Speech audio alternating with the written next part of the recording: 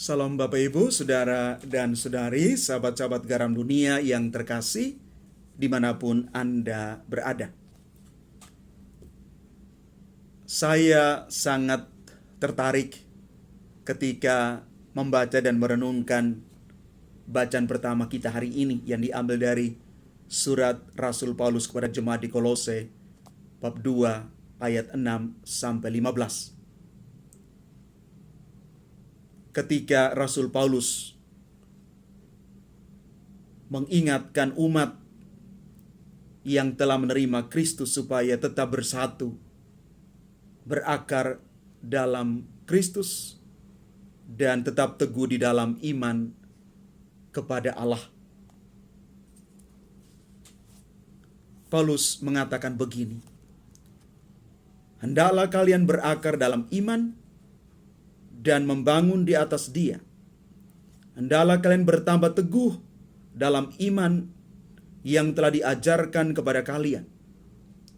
Hendaklah hatimu melimpah dengan syukur."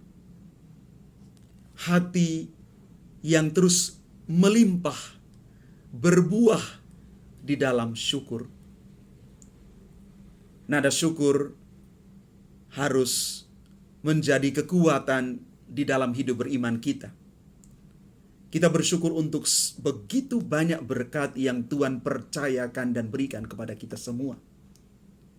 Hati yang bersyukur akan terus menyaksikan banyak mujizat yang Tuhan percayakan kepada kita. Selanjutnya Paulus mengatakan, hati-hatilah. Jangan sampai ada orang yang menawan kalian dengan filsafat kosong dan palsu, menurut ajaran turun-temurun dan roh-roh dunia, tetapi tidak menurut Kristus. Sebab seluruh kepenuhan Allah secara jasmania diam dalam Kristus, dan dalam Dia kalian pun memperoleh kepenuhan. Paulus minta kepada kita sekalian supaya mata hati kita dicelikan untuk lebih peka dan hati-hati dengan begitu banyak tawaran dan ajaran dunia saat sekarang yang sepertinya memporak-poranda habis inti keimanan kita, kekatolikan kita. Karena itu, hati-hati untuk menerima dan mendengar sekian banyak angin pengajaran lain yang kadang-kadang tidak menyelamatkan kita. Karena itu Paulus sekali lagi minta kepada kita sekalian supaya tetap bersatu dan berakar di dalam Kristus. Selanjutnya di dalam Injil Lukas bab 6 ayat 12 sampai dengan 19. Yesus berdoa semalam-malaman mohon petunjuk Allah sebelum Dia memanggil dan memilih para rasul. Mereka akan mengambil bagian dalam karya pewartaan Yesus ke seluruh dunia. Yesus sungguh menyadari betapa penting peran para rasul.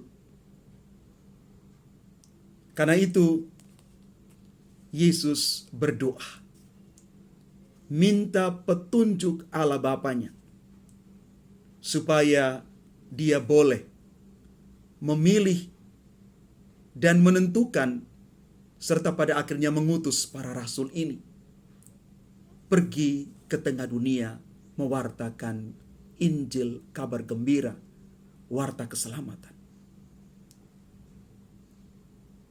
Yesus sekali lagi dengan cara yang intens bicara, berdoa kepada Allah Bapanya untuk misi besar ini.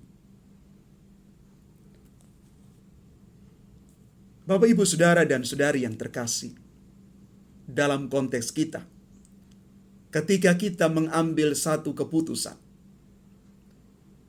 apalagi keputusan yang besar dan penting dalam hidup ini, jangan lupa libatkan Tuhan, bawa di dalam doa, supaya apa yang kita putuskan itu sungguh-sungguh benar. Jangan kita mengambil keputusan, apalagi keputusan yang penting dalam hidup, tanpa melibatkan Tuhan. Kalau Yesus berdoa sebelum mengambil keputusan, kita pun berbuat yang sama. Berdoalah sebelum memutuskan sesuatu yang penting dalam hidup kita. Tuhan memberkati kita sekalian. Amin.